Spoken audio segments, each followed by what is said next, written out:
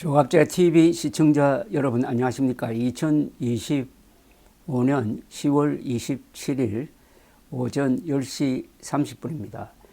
요사이 세계 정세가 불안하게 돌아가고 있는 데는 두 사람의 역할이 큽니다. 하나는 우크라이나 침공 전쟁을 일으킨 푸틴의 무책임성입니다. 그리고 트럼프 미국 대통령의 관세 정쟁입니다. 지구상에서 가장 강력한 군사 대국인 두 나라의 대통령이 하는 행동이 아주 비상식적입니다. 두 대통령이 전쟁을 하나씩 일으켰습니다. 우크라이나 전쟁으로 러시아의 피해가 가장 큽니다. 수십만 명이 죽었습니다. 그리고 트럼프가 일으킨 무역 전쟁으로 세계가 지금 몸살을 앓고 있습니다. 그리고 두 사람 다 은행이 학생이나 어린이들이 절대로 본받아서는 안 되는 그런 거짓말과 막말을 막 하고 있습니다. 최근에 있었던 아주 우스꽝스러운 사건 하나가 캐나다와 미국 사이에 있었습니다. 캐나다의 온타리오 주라고 있습니다. 온타리오 주에서 광고를 냈습니다. 그 광고가 1980년대 레이건 공화당이죠. 레이건 공화당 출신 미국 대통령이 한 연설을 그 광고에 인용을 했습니다. 그 연설 내용은 이 관세로 뭘 하겠다는 정책을 비판하는 것이었습니다. 레이건 대통령은 자유무역주의자입니다. 지금 트럼프와 반대편에 있는 사람이죠. 그러니까 레이건 대통령을 인용을 해서 트럼프를 비판하는 그런 형식의 광고였습니다. 이 광고입니다, 그냥. 그런데 트럼프가 벌컥했습니다. 트럼프가 벌컥하는 이유는 있죠. 공화당 사람들이 가장 존경하는 최근 대통령은 레이건 대통령입니다. 레이건 대통령 시절에 공산권이 무너지는 조건을 다 만들었습니다. 그런데 그 레이건 대통령과 트럼프의 차이를 부각시키는 광고를 하니까 트럼프가 벌컥하더니 캐나다와 미국 사이에 진행되던 무역협상을 중단시키고 일종의 벌금 형식으로 일종의 벌을 준다는 차원에서 추가적으로 10% 관세를 부과하겠다라고 이렇게 협박을 했습니다. 이런 완전히 사과물 가지고 국가 정책을 뒤집고 있습니다. 미국 역사상 이런 대통령은 일찍이 없었습니다. 미국에도 없었을 뿐만 아니라 한국에도 이런 대통령은 없었습니다. 후진국에도 저런 대통령 보기 힘듭니다.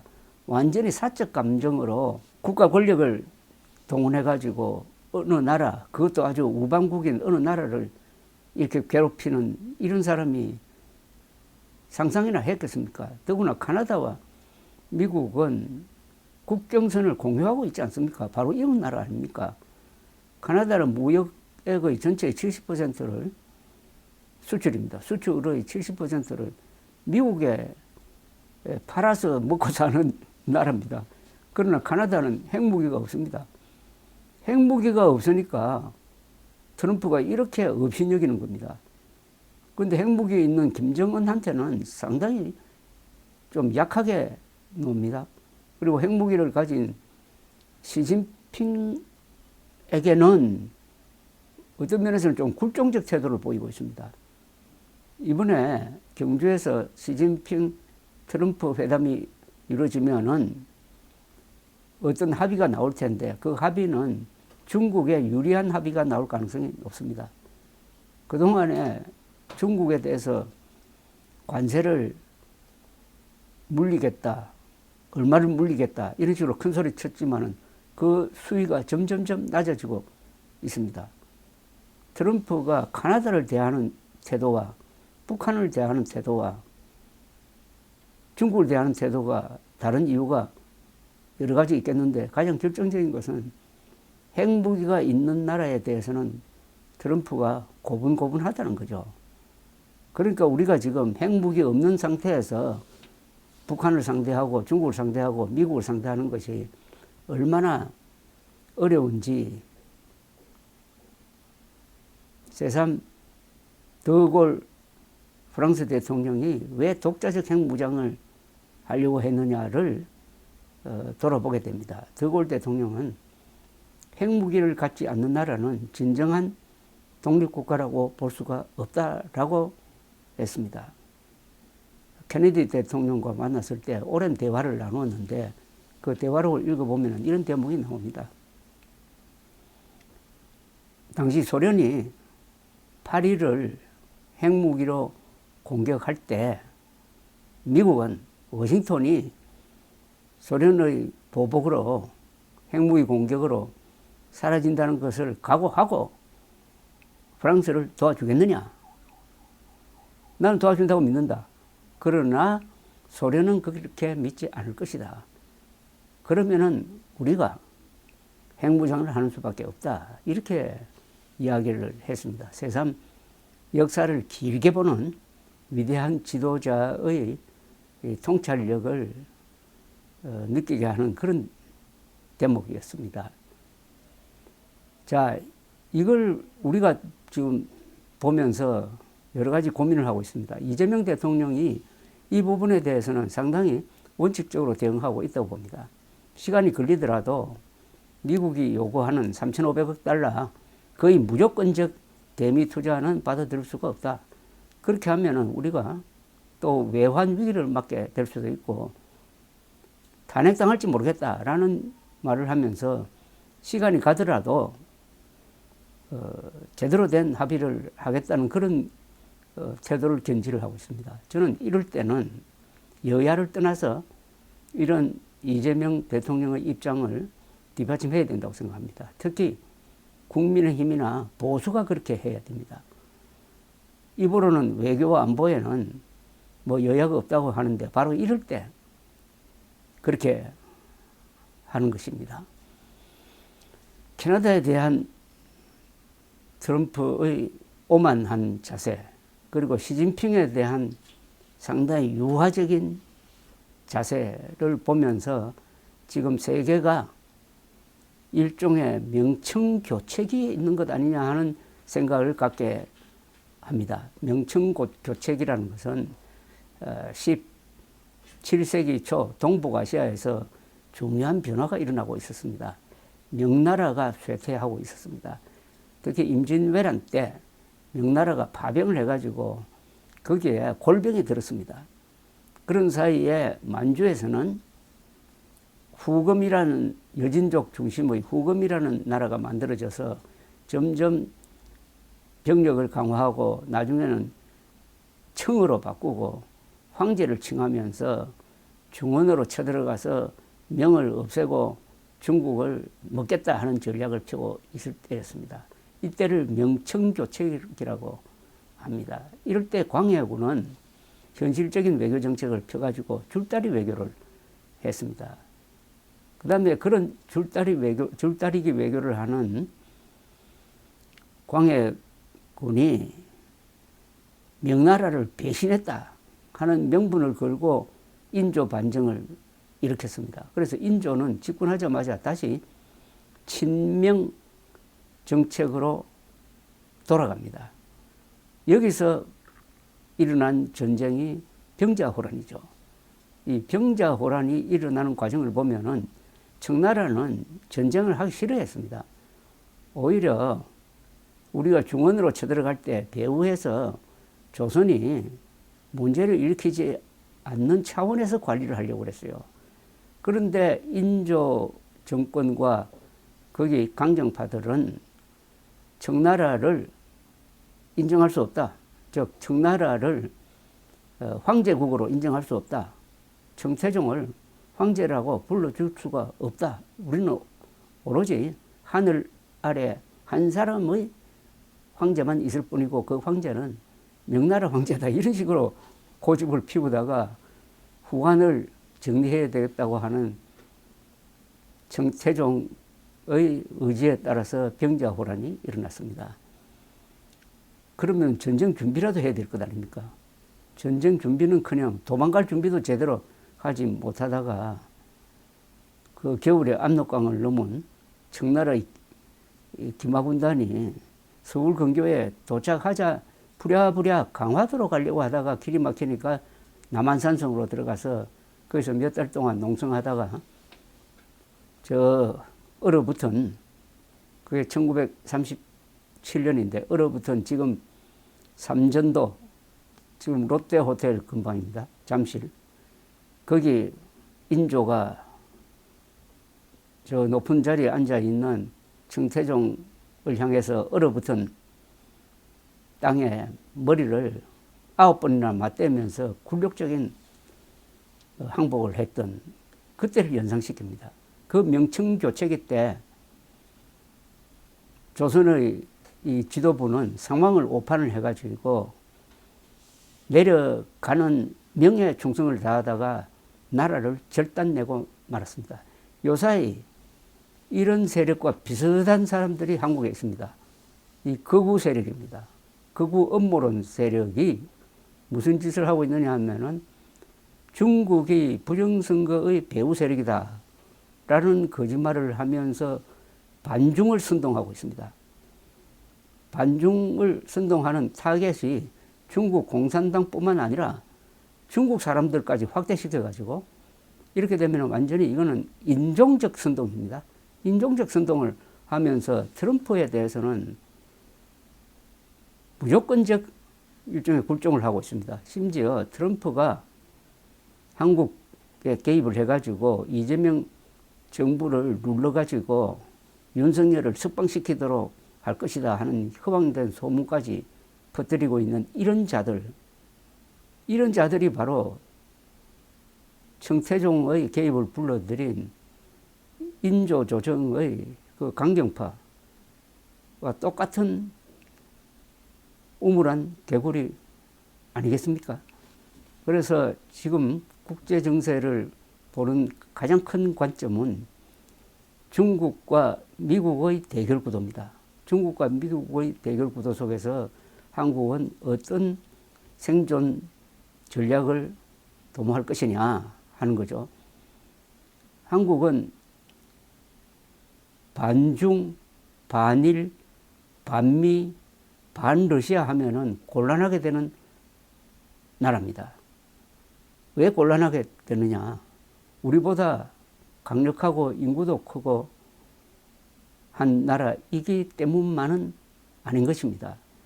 우리는 지정학적 조건이 강대국과 친하게 지내야 될 숙명을 타고났습니다. 그런데 신라가 삼국통일할 때 보면은 고구려는 세계 최강대국인 수와 당과 계속 싸웠습니다. 이걸 역사학자들은 용감하게 싸웠다고 하기도 하는데, 아니 세계에서 가장 강력한 나라하고는 친하게 지내야 되는 것 아니겠습니까? 신라처럼 친하게 지내야 되는데 맞짱 뜨려고 하다가 결국은 고구려가 망하고 말았습니다. 신라는 수당과 친하게 지냈고 특히 당과는 동맹관계를 맺었습니다. 나당 동맹을 맺었습니다. 그래서 당나라 군대와 신라 군대가 합쳐가지고 백제, 고구려 그리고 한반도에 파병을 한 외를 차례로 무찔렀습니다. 그 다음에 당이 신라까지 먹으려고 하니까 신라가 그 당과 또 7년 전쟁을 해가지고 당을 한반도에서 쫓아내고 서기 676년에 한반도를 통일하게 됩니다. 그 한반도가 통일됨으로써 그 뒤 약 300년 동안 동북아에서는 평화가 왔습니다. 그리고 최초의 민족 통일 국가인 신라에 의해서 우리의 말이 한국어로 결정이 되었습니다. 그리고 같은 공간, 같은 종교, 또 같은 언어를 한 1000년 동안 사용하다가 보니까 우리가 남이가 하는 민족의식이 만들어졌습니다. 그 민족의식을 기반으로 해가지고 대한민국이라는 국민국가가 만들어진 것입니다. 이렇게 설명을 드리면은 이 국제정세에 기민하게 대응을 했던 신라와 국제정세에 엉터리로 대응을 했던 조선조의 인조의 운명이 확연하게 드러날 것인데, 지금 대한민국 안에서 정치권이 지금 이 문제에 대해서 어느 정도 감을 잡고 어떤 고민을 하고 있는지 돌아보면은 믿을 데가 없다는 생각이 듭니다. 지금 이재명 정부를 비판하고 있는 이 국민의힘이나 보수 세력이나 다 대전략은 그냥 자기 편에 누가 유리하느냐 하는 그런 관점에서만 바라보고 있는 속에서 이번 주일에는 경주를 무대로 해가지고 아주 큰 외교 무대가 이루어집니다. 에이펙 정상회담이죠. 에이펙 정상회담에서 세 가지 큰 요소가 기다리고 있습니다. 시진핑 트럼프 회담입니다. 그리고 시진핑 트럼프 회담 아마 후로 예정될 것으로 보이는데 이재명 트럼프 회담입니다. 그리고 아직 가능성으로만 존재하는 트럼프 김정은의 판문점 회동 가능성입니다. 이걸 통해서 전 세계 언론이 경주로 집중하게 됐습니다. 어떤 점에서는 이런 시기에 경주가 에이펙 정상회담의 무대가 되었다는 것이 상당히 상징적 의미가 있습니다. 신라의 삼국통일이 동북아에 300년의 평화를 가져왔다. 바로 삼국통일을 이룩한 김유신, 태종무일왕, 그 삼국통일을 마무리한 문무왕, 이 동북아의 평화를 가져왔다. 고대사의 황금기를 만났다. 바로 그 자리에 세계 최대 규모의 정상회담이 이루어지게 되었다. 요 기회를 잘 살려야 된다고 생각합니다. 잘 살려야 될 사람은 이재명 대통령이죠. 이재명 대통령이 지금 너무 많은 걸 동시다발적으로 추진하다가 늪에 빠졌습니다. 이른바 사법개혁은 누가 봐도 자신의 사법 리스크를 해소하기 위해서 조희대 대법원장과 사법부를 압박하고 있습니다. 그리고 부동산 정책은 선의로 출발했지만은 이게 디테일에 허점이 있고 그것을 추진하는 사람들의 그 도덕성이 문제가 돼가지고 지금 이것도 큰 부담이 되고 있습니다. 또 한미 간의 문제가 있습니다. 여기서 헤어나지를 못하고 있는데 다행히 이번 슈퍼위크라고 불리는 이 외교 무대에서 호스트가 됩니다. 모든 관심이 트럼프, 시진핑 다음에는 이재명 대통령에게 몰릴 것입니다. 이걸 이용해가지고 국민들의 마음을 하나로 모으는, 그가 자주 말한 대로 대통령, 국민을 크게 통합하는 우두머리로서의 역할을 해가지고 이 늪에서, 사법 리스크의 늪에서, 부동산 정책 실패의 늪에서 탈출하게 되기를 바랍니다. 역사에서 교훈을 얻는다는 것은 위험합니다. 역사는 똑같은 방식으로 되풀이되지 않습니다. 다만 역사에서 어떤 상상력을 얻는 게 중요하다고 생각합니다. 역사로부터 어떤 상상력, 인스피레이션 이런 걸 얻으려면은 신라가, 삼국 중에서 가장 작은 신라가 어떻게 삼국 통일을 이룰 수 있었느냐, 어떻게 나당 동맹을 맺고 그 당나라가 신라까지 먹으려고 하니까 그 당과 싸워가지고 한반도를 한민족의 보금자리로 만들었느냐, 여기에 대한 이해가 있으면은 이런 무대에서 아주 멋진 연설을 할 수 있는 것 아니겠습니까? 신라의 삼국통일, 그 연장선상에서 있었던 대한민국의 국민국가로서의 건설, 그 덕분에 오늘 우리가 누리고 있는 이런 근사한 문명, 특히 어제가 바로 박정희 대통령 서거 46주년이 되는 날입니다. 박정희 대통령의 북강병 정책이 있었기에 경주에서 이런 회담이 열릴 수 있었다는 점에서 저는 엄수사원이란 말을 생각합니다. 엄수사원이라 하면 동양 한자 문화권에서는 정치인들이 많이 쓰는 말입니다. 엄수사원, 우물물을 마실 때는 누가 이 우물을 팠는지를 알아야 된다. 이재명 대통령이 엄수사원 해주시기를 바랍니다. 감사합니다.